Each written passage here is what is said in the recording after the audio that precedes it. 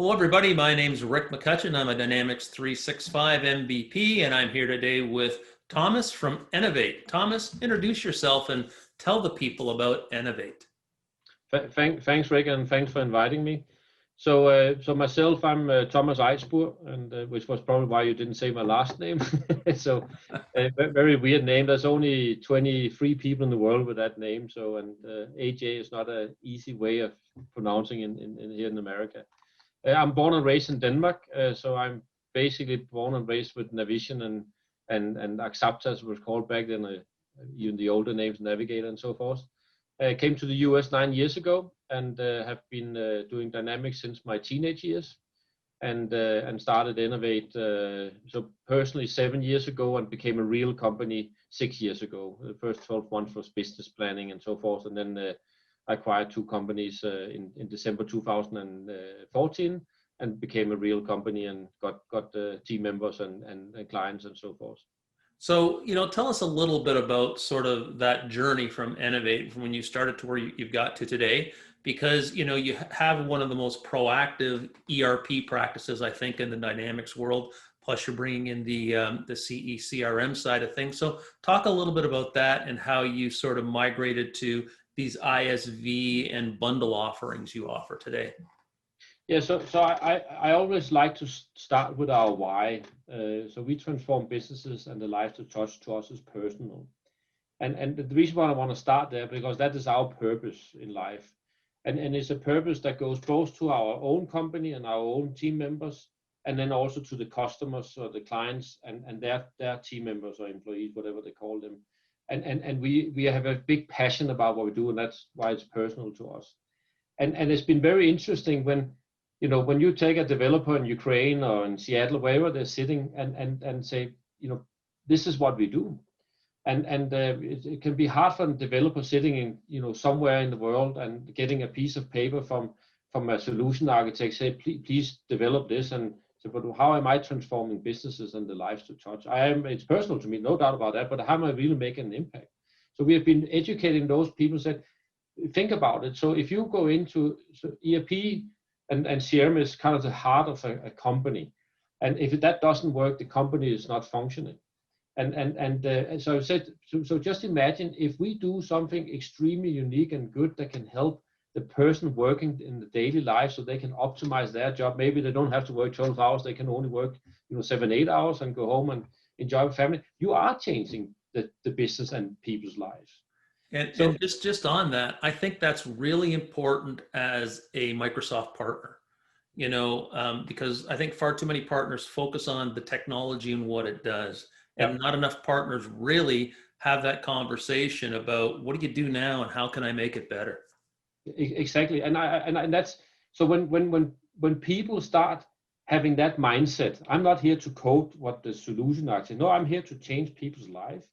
You get a different passion and engagement, and the developer, he will start challenge the solution. I say, why would you do this? That doesn't really make sense. And then we challenge our customers, and then we start discussing and collaborate with our customers and come up with a real solution that are changing. So I think that's our secret to our success, because that's where we start. We don't start where, as you said, the technology, we can do this and this and that. No, we start with a passion about let's change that business and everybody working there. So let's talk a little bit about the way you've bundled technology and put things together for, I guess, both F&O and Business Central customers. Yeah, so we actually cover the entire Dynamics stack, from the good old SL, GP, NAV, and AX to the 365 platform, which was a change for me because I am born in the Navision world and then added AX in, some years later. So this is new to me to look at GP and SL, and I started realizing that there's, I think there's 40,000 plus customer on the on-premise platforms. And yes, we all want them to move to the cloud, but it takes time because it's a big investment and you need to, get the return on investment. So I think what will happen, or not even, I know what will happen over the next couple of years, a big push for the cloud. But if you look back at the, professional services company on SL, they have an unbelievable strong solution. So if they are going to push to to the Dynamics BC cloud as an example, then they need to have that functionality. And to be honest, we're not 100% there yet. So what we have been doing is going out and looking at ISVs and say who is out there, not on necessarily on BC, but on other platforms, hopefully on an Azure-backed platform. Otherwise, we will convert it to Azure. And then start bundling that in, and then maybe invent some IP ourselves if there's some gaps we see. And then bundle this all together and go out to the customer saying, here is the functionality you're asking for. But on top of that, we not many people want to, take, let's say you are $15-20 million business. That might be $100,000-200,000 investment. Especially in the last 6 months, not many people have this appetite for those investments because we're trying to do whatever we can to survive and thrive. So then we bundle all this in a subscription-based model where there is no upfront investment. You sign up for 5 years, so I know you're in it for the long run. I'm in it for the long run, and then we start the implementation and preferable on a template that they will accept. Maybe it's only 95 of what they get, but then it's not a big heavy implementation project that takes 12 months, but they can go up and running in 3, 4, 5 months. So you're bundling the migration and all the professional services into a monthly fee. Yes. Yeah. So we go in and of course calculate and say what will it cost and so forth. And because we have more templates and the customers are doing the same, it's easier for us to both calculate but also implement because it's repeatable. And then we go in and say we might on paper lose the first 12 months, but we will catch up over the next 4 years and hopefully even longer. We start seeing customers signing up for 7 years agreements. And this is of course what I would like to see. And then we make it happen and are in there together with the customer for the long run. And it seems like it's working. We at least we are growing. So, I saw some of the posts on LinkedIn. I saw that you had your 300th employee, but I think you're far past that now, aren't you? Yeah, that's right. We I can't remember, but a few months ago we had number 300, and to my surprise, we actually had our number 350. And now the count I saw at the report I got Friday was 374 team members. Wow. So we have more than doubled in 12 months, and it's put a little bit pressure on the HR team to onboard all those people, but we are getting there.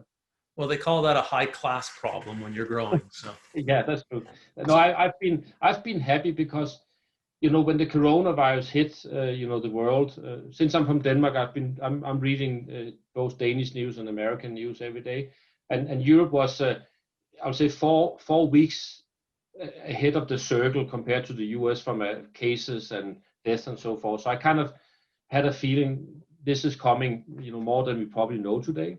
And so we were very fast closing down and asked people to work from home. And I remember in February, I think it was February 25th, we told all customers we are not coming to your office anymore. And that was many people complaining, well, it's not that serious and so forth. And 2-3 weeks later, they start calling, hey, thanks for saving our life. Yeah. So anyway, so for our protection has been to keep as many people as we can. We have not terminated anyone, so we could keep everyone, and then we, of course, our revenue went down as everybody else has been doing, but then we just took the people on the bench and start, hey, let's do more IP and get ready. So now we are in the process of finalizing an office product solution, a new platform, and a construction solution on F&O. So we've just been, investing in the bench to do more IP faster. So it all worked out. Fantastic. So, speaking of COVID, our conferences are all online this year and probably part of next year. So in a couple of weeks, we've got the Dynamics Summit conference happening, which is our biggest global event. And I know Enavate is a sponsor of that event. So can we talk a little bit about your organization's involvement with the community and what it means to your organization? And what are you going to be showing at the conference? Yeah, it's a bummer. I was looking forward to be there because this is where you network with customers and prospects and also with the Microsoft, because Microsoft are very good at participating, and then our colleagues in the industry. So that's a bomb. I was looking forward to that. Like every year in October, we head to those places. And I think the Dynamics community have been. I know they were holding back a little bit of changing to online. I think you and I probably knew it Yes. before they want to admit it. But I think they've done a good job of converting, and I'm glad to see that us partners and I'm speaking to our colleagues, they're backing up about it. So I really hope it will be a success, and I think it will be. For us, the community and Dynamics community is extremely valuable. It's the place where where we can share thoughts and ideas and educate ourselves, educate the customers. And I always love when some of our customer speakers. We have a customer up in Canada that I almost think they're running the chapter up in Edmonton. So that is super cool to see that engagement. Yes. So we love it. It's very valuable, and we will continue doing that. I've had the pleasure of speaking a couple of times to some of those summits.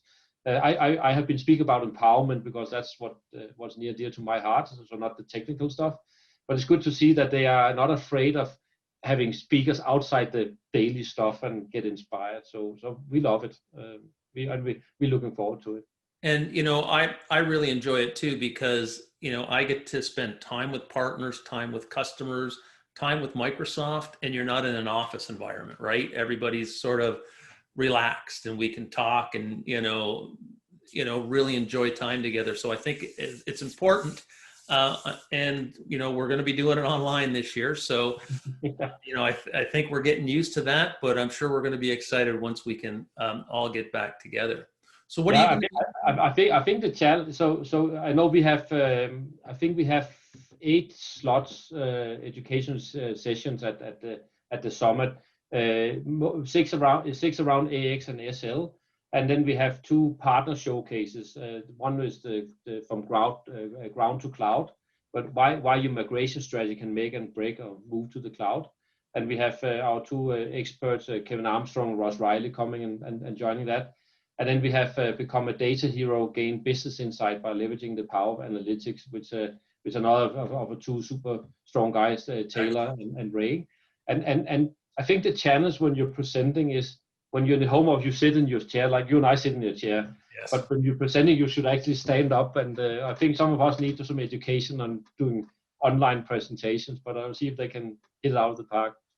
Well, and I think we're getting better at it because we're doing more and more of it. So I've done 3 today. So it's sort of, we're getting fired up, and I think we're taking our persona, from our live class onto our Teams or Zoom or whatever people are using. Yeah. So Thomas, it was a pleasure speaking with you, and I'd like to catch up with you again in the future about Enavate. But we'll see you next year at the live conferences, but we'll see you online in a couple of weeks at our virtual conference. Yeah, thank Rick. I'm honored and humbled that you're reaching out to me and want to listen to my story, and thanks for investing that time. And one of the things I want to learn a little bit about is the MVP route, because I'm pushing some of our team members to go that route. So maybe you and I can have an offline and get a little tips and tricks to see what I should tell them to get it done. Absolutely. I'll give them all the trade secrets. Sounds good. Thank you. Thanks, Rick.